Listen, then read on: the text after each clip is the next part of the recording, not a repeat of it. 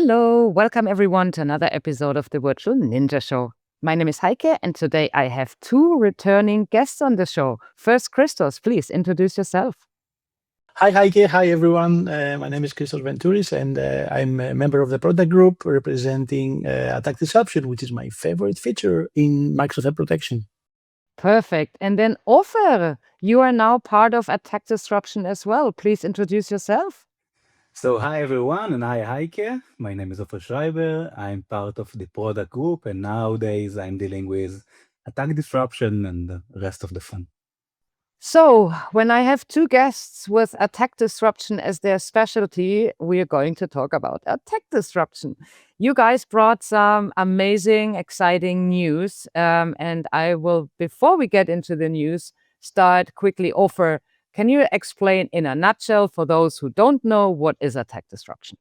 It's basically a built-in defensive mechanism that automatically stopped and disrupt attack whenever they happened in a matter of minutes. We are doing it only when we have full 99% confidence that an attack actually happened. Then we are trying to understand what the attacker tried to do, where he is aiming and what he's trying to achieve. And then using all the TI knowledge, the thousands of research knowledge that we have, we select the best disruption action. We can suspend the user, we can contain a device, and we're executing it as fast as we can to stop the attack and to prevent any damage. And all of that without the interaction of anything from the security operations analyst. It's working by default.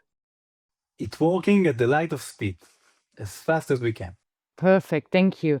And I guess now, because we have this for the signals that we receive in Microsoft Defender, and now we are expanding. So help me offer, what is the exciting news that we are sharing today? Yeah, so in the latest Ignite, we announced our move to support also not only what we call 1P, the Microsoft signals from Defender for Endpoint and Defender for Office. We are nowadays also adding what we call the 3P signals, okay? The data from your cloud providers, from your identity providers. You don't necessarily need to have Defender for Office. You could have a different solution. We'll ingest the data and act based on that. So we'll expand our coverage and expand the amount of scenarios we support and the amount of places we can actually disrupt. So they don't need to use the Microsoft products, the first-party products such as Defender for Office 365 or Defender for Identity. So what are the third-party products are we supporting as of today? Yeah, so with this announcement, we're expanding into three major third-party products at start. The first one is one of the largest cloud provider out there, AWS. On there, we are supporting a new scenario of cloud initial access. I think that almost like 80% of organizations reported a cloud breach in the latest year. So what we are doing whenever you ingest data to Sentinel from AWS, we'll just recognize that, understand it, and no matter if you're using Azure or AWS, we'll be able to disrupt them, right? And we'll be able to contain that attack whenever it starts. The second scenario we are covering is business email compromise. We do that with one of the biggest providers of email protection, Proofpoint. In there, we are able to recognize users sending malicious email, clicking through malicious links. Once we recognize that, and you don't necessarily need to have Defender for Office, as I mentioned. Once we know that, we can act, we can disrupt purely based on the Proofpoint data that we have. And the third scenario that we have is pure initial access. We know that many organizations use Entra. However, there is additional identity providers. One of the biggest one would be Okta. So whenever we, again, recognize, we notice that the customer ingests data from Okta, we're able to look into it and find locations in which we recognize a malicious login, for instance. Then, whenever the customers allows us and give us the right permissions, we are simply able to act as if it was yet another Entra. And the signals, how do they get to our portal? So how are they being ingested so that we can actually act on them? So the way we ingest signals, 3P signals today is Sentinel, and that's what we are supporting. Okay, whenever you ingest data into Sentinel for Proofpoint, from Okta, from AWS, we will be there. We will be able to protect you. Thanks, Ofer, for explaining. Now, Christos, those are now that we ingested the third-party signals and attack disruption will leverage them or respect them. What are the kind of actions that we can actually then take on these signals in the other third-party products or in the portal? How does it work? So the actions we are mainly taking against third-party products today are focused on identity actions. For example, in AWS, we are revoking the compromised identity session by enforcing a deny policy on AWS. And if the account is also federated with Entra ID, we also disable the compromised Entra ID account. If the account in AWS is a native IAM user, so there's no federation with Entra, we revoke the session and we disable the backdoored IAM credentials and access keys that we discovered through the alert that we generated in the logs. For Okta, we are doing something similar. We again take action against a compromised account. The user in Okta is being disabled, so Sentinel is triggering that action to Okta environment, and we disable the account. And for Proofpoint, once we identify that a compromised mailbox is sending malicious or phishing emails internally or externally, we take action against the Entra identity that we have observed as being compromised. Mm-hmm. So this sounds to me also complicated from a configuration perspective. Please help me that it is not, because I guess, if you said like, okay, Sentinel is taking the action in Okta or something like that, or Proofpoint. So do you need to configure something on the Okta side, on the Proofpoint side? What are the prerequisites and the configuration needs? Right. So there are indeed some prerequisites apart from the need to ingest the logs from Sentinel to from the third-party product to Sentinel, which is obviously a requirement. Otherwise, how can we detect? The tenants from the customers need to be onboarded and enabled to the unified security operations platform. So you need to onboard your environment to unified for these features to work. Is this something new, or did we have this before, this onboarding? This is what we have been offering to customers when we were talking about unified security operations, and customers are connecting nowadays their log analytics workspace in Sentinel to Defender, so they will have a single unified view of their security operations. So this is an action which is a prerequisite. So you need to be onboarded to unified security operations portal before you will start seeing alerts for third-party attack disruption. Next one, as I said, we need to ingest specific logs. For AWS, we need CloudTrail logs. For Okta, we need the Okta signing logs. And of course, Proofpoint logs, which are the logs for the email traffic inbound or internal or outbound. And on top of that, we need to permit Sentinel to take actions on those third parties, right? Because first we ingest the logs. So this is like a unidirectional traffic from the third-party product to Sentinel. But now with attack disruption, we need to have Sentinel allowed to take actions on third parties like AWS and Okta. And for the integration, apart from ingesting the logs, we need to enable the integration by means of permitting Sentinel to take action on those third-party products. For Proofpoint, there are no additional integration steps as long as logs are ingested. We only take action on Entra, which is something which is a first-party product, so we don't need any further integration. However, for AWS and Okta, there are certain configuration steps that customers need to take. We have fully documented them. They're already in our public documentation, so customers can go over them. I can also show you very quickly how it looks like on Okta, because we have a quick demo about it. I'd love to see that actually. So with Okta integration, for example, customers will see a new menu called Next Gen Automation. And in that menu, we are adding a lot of functionality. This is the home of automation rules and playbooks. But one new tab in that page is the integrations profiles. So customers will create an integration profile between Okta and Sentinel. And this is specifically for permitting Sentinel to create disrupt actions against Okta.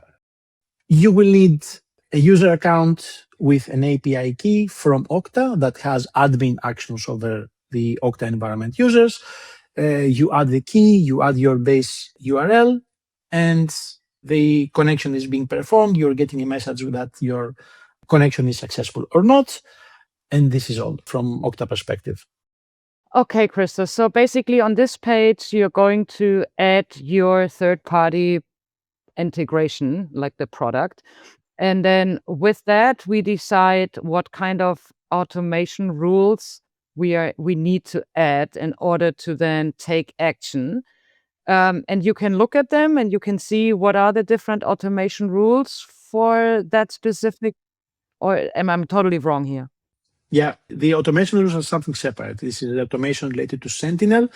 We just need to configure the integration between Okta and Sentinel, and the actions that Disrupt will take against Okta are already prescribed. So you don't need to configure any automation as long as you perform the integration and we have a detection in Sentinel. We will take action by leveraging the integration that we just created. But so there is no rule that you can revisit and say, okay, those are now basically the steps I'm granting Sentinel to do in my Okta environment. No, you're granting access to Sentinel to take user actions against Okta, and this is it. Okay. You just need to provide a user from the Okta environment that has the authority to take action against other users. Okay, and it's not adding an automation rule. Like it was just me. No. Okay, good. Cool. So, and then once we have that integration configured, and I know attack disruption is on by default, so I assume you don't have to say now also do attack disruption on third party. It will just also work out of the box once you have that integration. How does such an incident look like? Yeah. So let's take a look at one incident example, and we will look at one AWS related example. First thing that it's interesting to share with attack disruption in general, not just with third party, is that once there is an attack disruption incident in the environment, it will automatically get a higher priority score, which is an AI-powered incident prioritization view that has been designed exactly to help analysts to focus on what matters the most. So attack disruption incidents will show up at the top of the incident queue. By opening the incident, we can see in a high level that attack disruption autonomously identified and stopped an evolving high-risk threat. And let's dive in to take a look at a bit of details around the incident. I see that Jonathan Walcott is back. We used him in demos years ago, so welcome back, Jonathan. Yes, Jonathan is always a victim in that case. Yes. Jonathan Walcott, right. So if we replay the attack story, we can see how the attack unfolded step by step. And the first alert in our incident is emails that were deleted after delivery, which indicates that the detection of a phishing campaign that was in progress. Next, we see a sign-in from the phished account and now compromised account, and which raises the likelihood that the attacker has taken over Jonathan's account.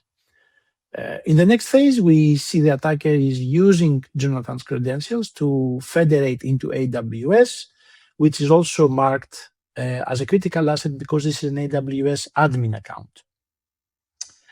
At this point, AWS signals were received in Sentinel. They were correlated with Defender XDR signals, which created a high confidence confirmation of compromise, and attack disruption automatically kicked in and contained the attack.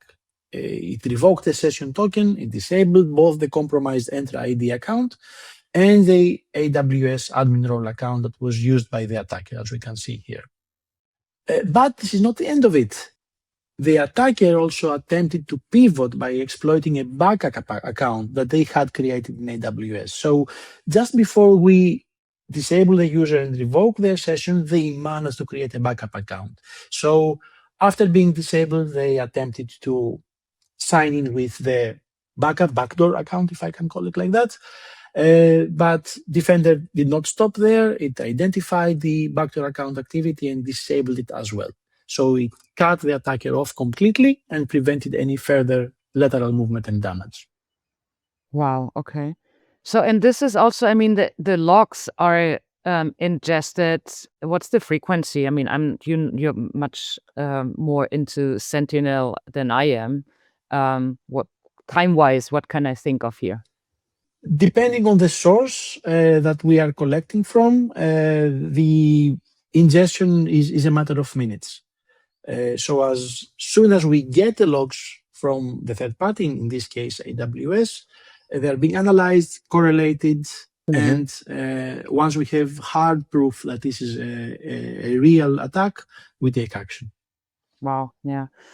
And I mean, this plays to what Ofer said at the very beginning. If you, as an analyst, would have to then go and investigate and find things before you can disable it, this is just so fast. Amazing. Yeah, and this gives the analyst a lot of time to look at the incident after we have taken action. So it's not that you are in red alert mode, in fire drill mode, trying to figure out what happened and take action after. One more thing. Yeah. It's not only that we act really fast, we also annotate, as you can see, what we have done. It helps the analyst to actually come and just immediately see, oh, that's what happened, that's what the issue is. Normally, it could take them a lot of time to understand, wait, who is the attacker, what he did, what he compromised. And it's not only us acting fast, it's us helping them to understand and remediate it fast. Okay, so I know that this is not the end. We will continue to invest in attack disruption. We will continue to add additional third-party products that we hear from customers that they would love to see us to act on. So for now, I think let's summarize. Customers can now easily integrate AWS, Proofpoint, and Okta to get the data ingested, and then us with attack disruption act on it with some some steps that are needed. We talked over them. We find everything in the documentation. So what are some call to actions? Start with you, Christos.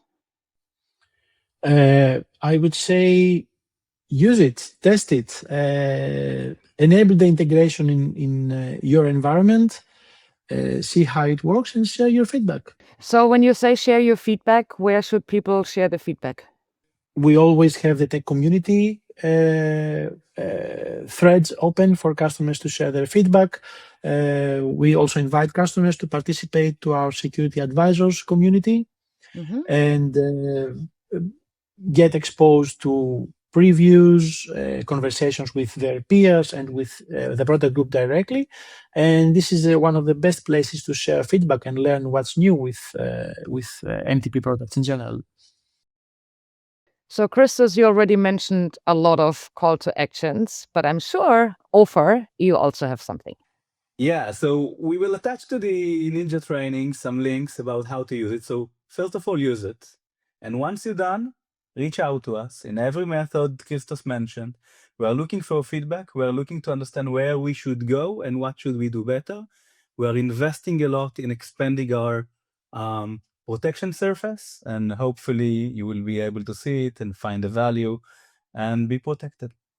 Awesome. Thank you so much, you both. And yeah, thanks everyone for watching, and I hope I'll see you all soon. Bye.